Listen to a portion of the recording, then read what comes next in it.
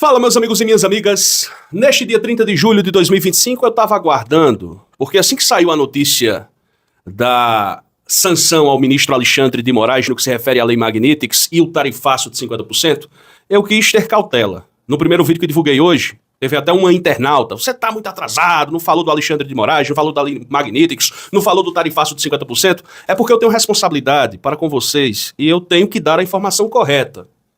Nós já assistimos à fanfarronice do Trump em outras oportunidades. Dito e feito. Dito e feito. O tarifaço do Trump, na realidade, é uma tarifinha, entre aspas. Sabe por quê? Ele enquadrou o Alexandre de Moraes na tal Lei Magnitics, e é uma banalização da Lei Magnitics, e ao mesmo tempo veio um anexo escondido. Escondido! Sabe o que é que tinha nesse anexo?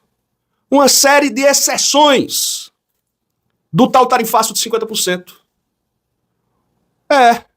Tarifaço de 50% que não é tarifaço.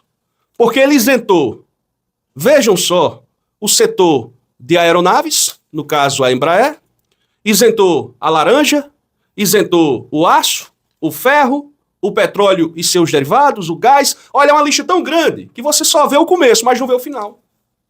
Porque essas tarifas impostas contra o Brasil iria prejudicar a população norte-americana, seria um gol contra. E eu tô cansado desses lacaios do Brasil. Antes, para não perder tempo, olha só o que foi comentado na Globo News pelos jornalistas Marcelo Lins, Otávio Guedes, pelo Trauman. Acredito que o nome seja esse, no programa da Andréa Sadi, um corte que eu vou mostrar para vocês agora. O Laranjão arregou. Solta. Chegou um novo comunicado da Casa Branca, vai rodar aqui para vocês essa tabelinha com exceções às taxações de Donald Trump. Trauma, explica pra gente, por favor. Vamos aqui explicar ao vivo enquanto a gente lê. É o seguinte, isso é Trump sendo Trump, né? No mesmo momento que você tem o anúncio da sanção específica sobre o Alexandre de Moraes, a Casa Branca anunciou um anexo em que ela cria uma série de exceções às tarifas de 50%, acabou de sair. E eu acho mas elas são muito importantes para a gente porque, elas já começam com todas as questões sobre aeronaves, que é a principal pauta de exportação industrial brasileira para os Estados Unidos. Depois ela avança por suco de laranja, laranjas, esse suco laranja, laranja congelada, etc., por aço, por ferro e por petróleo. Isso. Combustível. Derivado, gás. Etc. Então você tem aí ou seja, a lista de exceções dezenas de exceções. E ela mostra que, talvez, quer dizer, o nosso 50% já não é tão 50% assim, não. Vai ter alguns produtos 50%, mas a lista de exceções é gigante. Gigante, eu tô passando Gigante, aqui, ó. não acaba. A lista de exceções não acaba. Eu consigo, só para mostrar para o assinante, eu tô passando. Olha a quantidade muito específica. Eu vou passar até o J10 essa lista. Não, mas o fato é o seguinte, é que nós estamos assistindo ao mesmo tempo um grande avanço na questão política, na piora das relações políticas entre Brasil e Estados Unidos, mas um recuo considerável na questão comercial, ou seja, quais serão as consequências comerciais dessa disputa. A divulgação hoje da Lei Magnitsky até, de uma certa forma, encobre o que poderia ser lido como um recuo do governo Trump. O Trump é duro, botou a Lei Magnitsky, etc., e até retira muito das consequências econômicas. Eu acho que duas, assim, as mais obviamente importantes, é a questão da Embraer, a principal empresa brasileira, uma das duas maiores empresas de aviação, aviões comerciais de pequeno porte do mundo, e a questão da produção de laranja. Cruzei aqui com algo... Já dizia meu avô, é maluco, mas não rasga dinheiro. Microfone, exatamente. Caixa de som. Eu estou rodando aqui e estou encontrando essas coisas. Oi? Microfone, pedestal de microfone, caixa de som. Tua área, né? O olho bateu aqui, headphones, amplificadores de alta frequência. O que mostra que tem aí um duplo pensar em relação do governo americano em relação ao Brasil. De um lado, nós somos inimigos, nós somos um país que está criando um problema de emergência absurda e é uma ameaça à liberdade de expressão no mundo, mas do outro, tem uma série de exceções... Política. Agressivo na política, conservador na economia. Exatamente. É isso. Vocês viram aí o vídeo. Eu fiz questão de mostrar esse corte para vocês, porque, observem, veja só, Trump, se a gente anunciar o tarifaço, mas isentar todos esses setores aqui, aí o senhor vai virar piada, como já virou piada na guerra tarifária contra a China. Então, apliquemos a Lei Magnitics no Alexandre de Moraes, é uma cortina de fumaça, vai todo mundo falar sobre isso, o senhor anuncia o tarifaço e as exceções o senhor manda em anexo, aí a imprensa descobre só depois. Eu vi um ex-embaixador, eu tive foi nojo da entrevista que vi hoje de um ex-embaixador brasileiro. Não tem mais jeito, o Lula não ligou pro Trump, agora o tarifaço vai entrar em vigor, agora vai virar bagaceira. E o pior é que ele dizia assim, o Brasil para os Estados Unidos não vale nada, apenas 1% do comércio exterior é com o Brasil, aqui são 11%. O cara jogou o Brasil como o nosso país fosse um nada. É porque eu não gravei o nome desse ex-embaixador, um senhor de idade. Não gostei dessa comitiva de senadores que foi para os Estados Unidos. Bando de senadores lacaios, fracos, frouxos, covardes. Sabe por quê? Teve um que prestou uma coletiva hoje de manhã, aí falou assim, olha, e vem coisa pior por aí, viu? Pelo que a gente observou, pelo que a gente conversou lá nos Estados Unidos, porque o Brasil mantém um comércio com a Rússia e tanto o Partido Democrata quanto o Partido Republicano já entraram no consenso. Vai vir coisa ruim aí. Porque os países que mantiverem comércio com a Rússia serão sancionados de forma mais rigorosa daqui a 3 meses. O cara fez, olha, uma tempestade. O cara é tão irrelevante no cenário nacional que eu lutei para tentar observar quem era o nome do lacaio, mas não consegui. Né? Não gostei do Nelsinho Trade não ontem não. Querendo que o Lula ligasse para se rastejar pro Trump. Aí o ex-embaixador conversando, asneira, não teve um repórter para perguntar. Me diga uma coisa, ô ex-embaixador, me tire uma dúvida, o Lula vai ligar pro Trump para tratar de Supremo Tribunal Federal? Se o Lula interferir na justiça brasileira, é o quê? Nós estamos numa democracia ou nós estamos numa ditadura?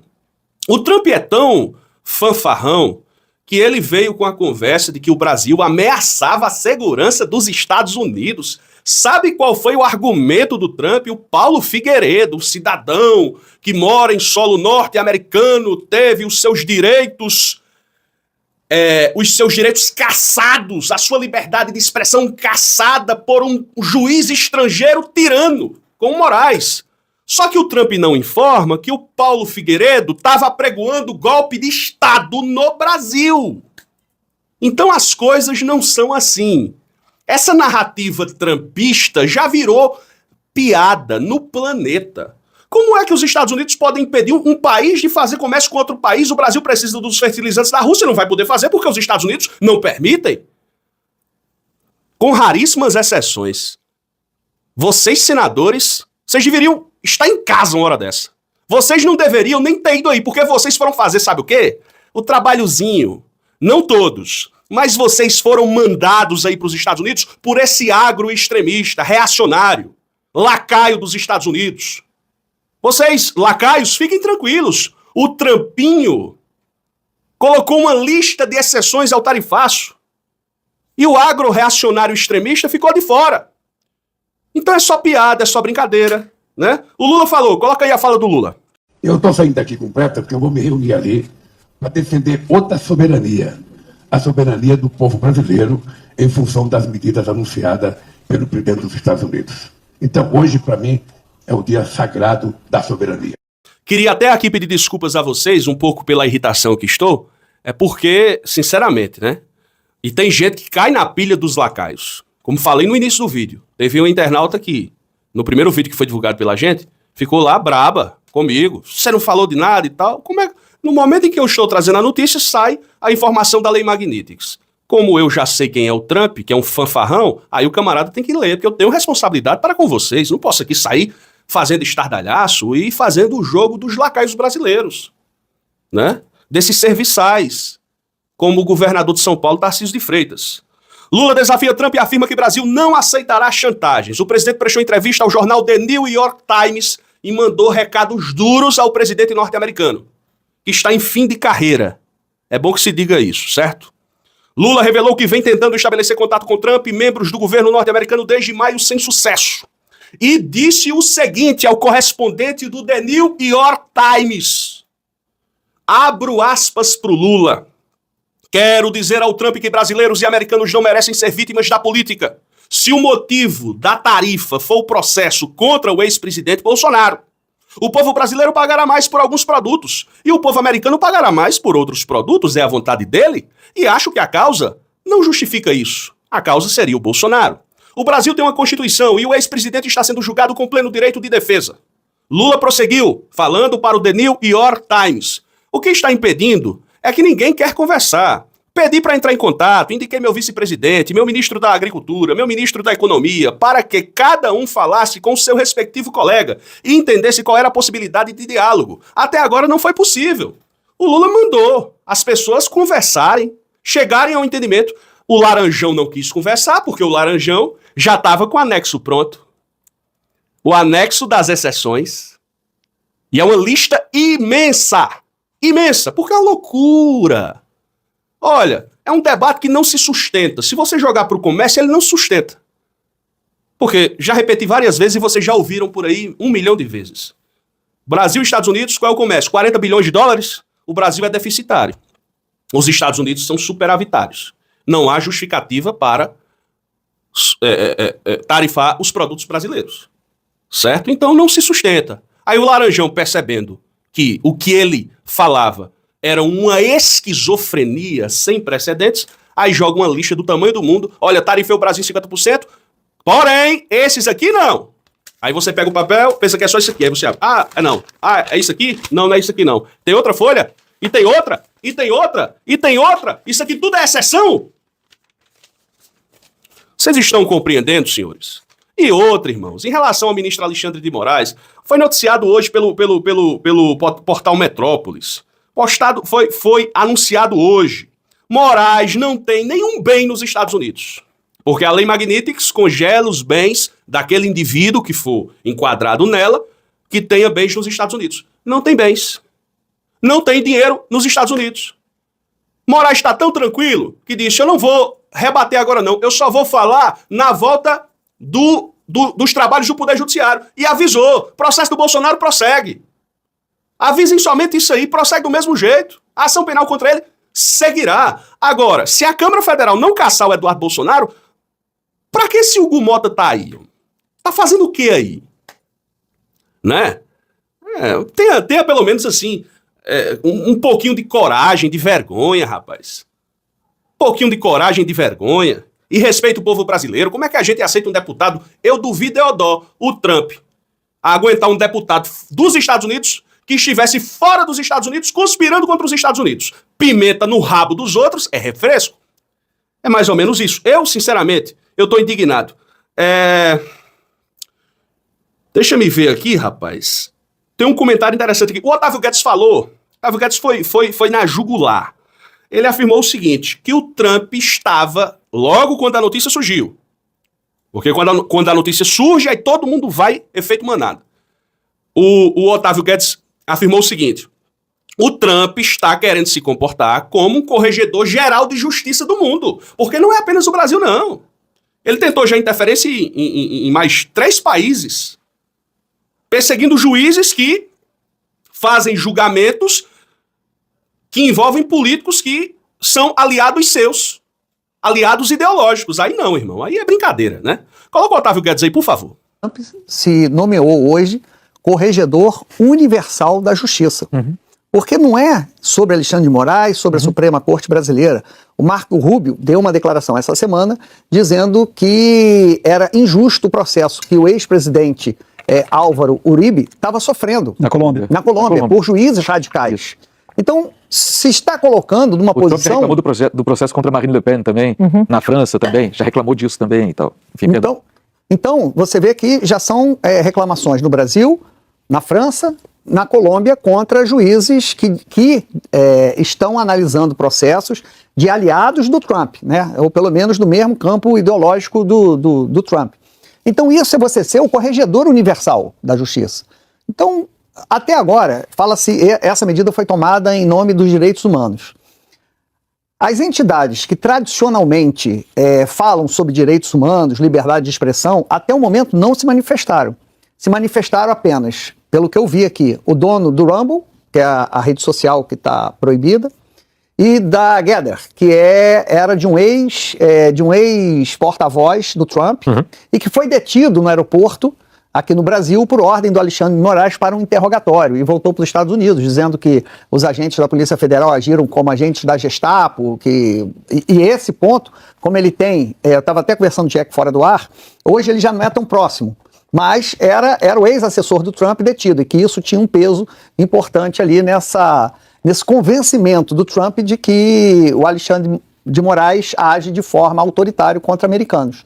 Então, assim, ouvindo aqui ministros falando que sim, uma crise, talvez, um ataque à soberania, o episódio mais grave desde o afundamento daqueles submarinos na Segunda Guerra Mundial, que aí o Brasil decide tomar um lado dos Estados Unidos, né, do Ocidente, dos Estados Unidos contra a Alemanha.